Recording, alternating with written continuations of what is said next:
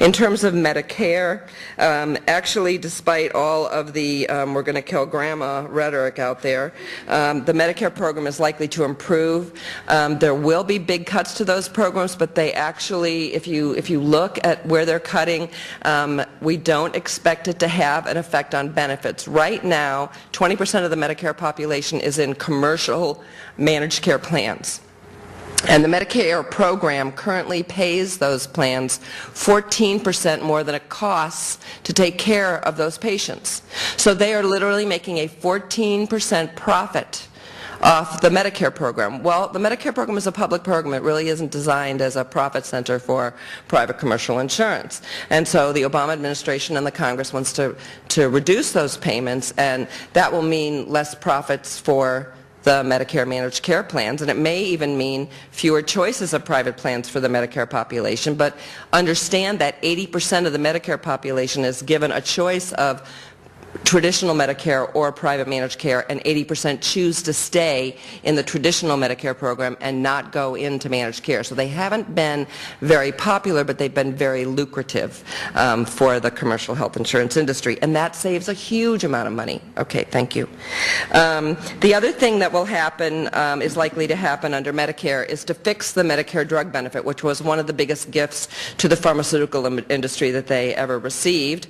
It was written into the bill that they could not negotiate with pharmaceuticals for price, so they have to accept whatever price the industry asks. They weren't allowed to re-import drugs from other countries where they're much less expensive. I'm living in France right now, and my average prescription price is €6, which is less than my co-payment here, and I'm considered uninsured there.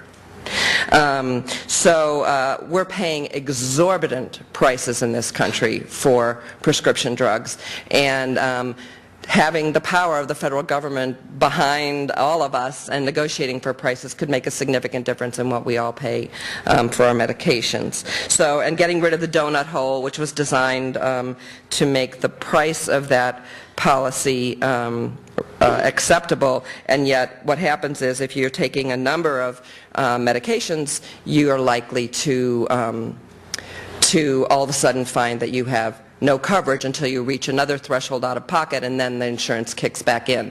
But for many people, this means that in the middle of the year, suddenly they're either not refilling their prescriptions, or they're cutting their pills in half, or they're taking a pill every other day, which is really putting them at risk. And it's not good public policy. The uninsured, if you're not newly eligible for Medicaid, will have available to them affordable coverage through this health insurance exchange.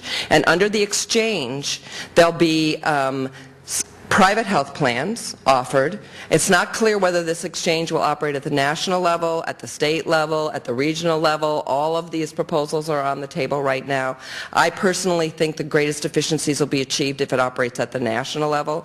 I think operating at the state level could be potentially a disaster. I think some states would never get it off the ground, and they're unlikely to realize some of the efficiencies that could be gained at a national level. A regional level might be okay.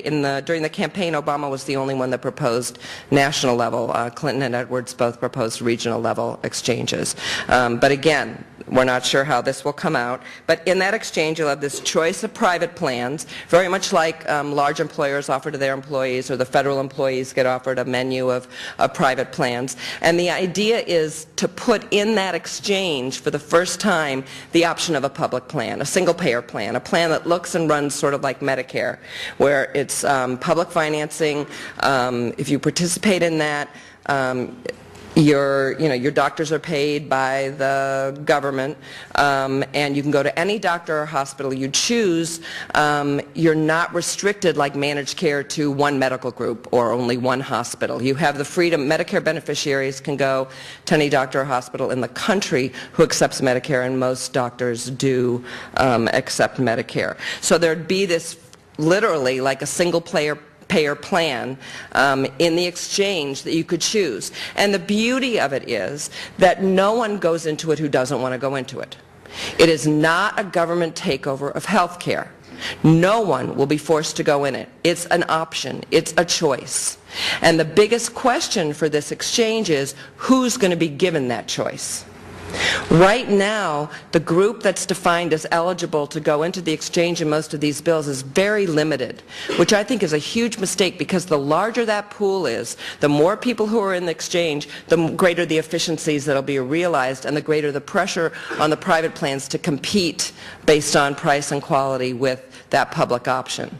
So, but if you want private insurance and you're currently uninsured, you'll have that choice. And in California, you'd probably have the same choices that federal employees have, or even that we have at Cal. You'd have Blue Cross, Health Net, Kaiser, Pacificare, you name it. You could have those, or you could have this new public plan. And this idea actually came out of California. I put together a group of really smart women, healthcare executives, scholars, leaders. I decided women could think outside of the box. And women can also compromise in a way that men can't. And I had people on this group who were diehard managed care, employer-based insurance, private, sector all the way. And I had women on this group who were unbelievably strong single-payer advocates who'd been fighting for 40 years for single-payer. And what we decided in the process of putting this group together was neither of us was going to convince the other one they were right. We were never going to be able to convince the people who believed in the market to go with single payer, and the single payer people were never going to accept being limited to private plans. And so what we decided was, well, why don't we give people the choice? What can be more American than that? Let the individual choose based on their preferences. I mean, this comes straight out of Economics 101, right, Will?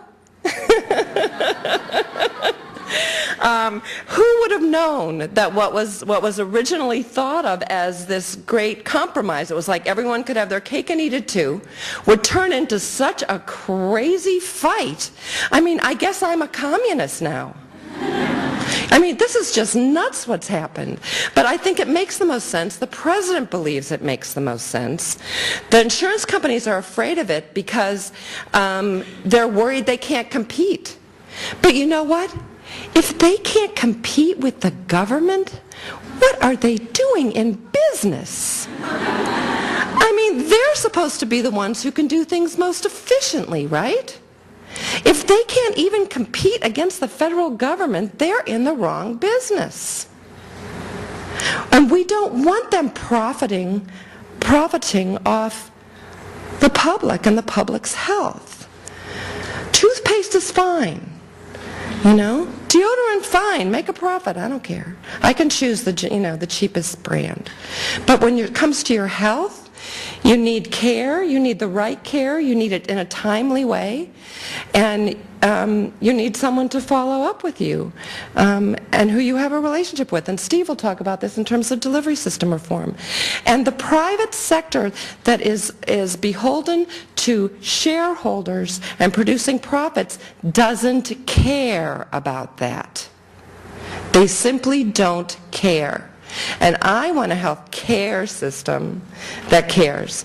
So I urge you, if you like this idea of giving people the choice of a public option in this insurance exchange, please contact your congressional representative, your 2 senators, and let them know how you feel. Because for every 10 or 100 postcards or emails they get, they know that represents thousands of more people who aren't taking the time to write them. And we still have time. Don't believe CNN.